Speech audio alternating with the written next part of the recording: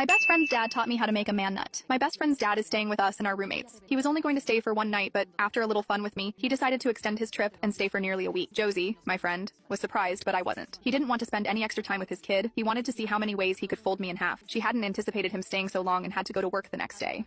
Again, she entrusted me to see that he was hosted well and help him around town if he wanted to do any exploring. I asked him if there were any sights he wanted to see, and he said all he wanted was already in front of him. Our first meeting had been a rushed spur-of-the-moment affair, but now with the house to ourselves, we had time to slow down. We went to the guest room where he was staying and laid in bed. We made out, feeling each up through our clothes until he started yanking on my shirt. I kicked my shorts off and slipped out of my bra, so I was down to just my panties.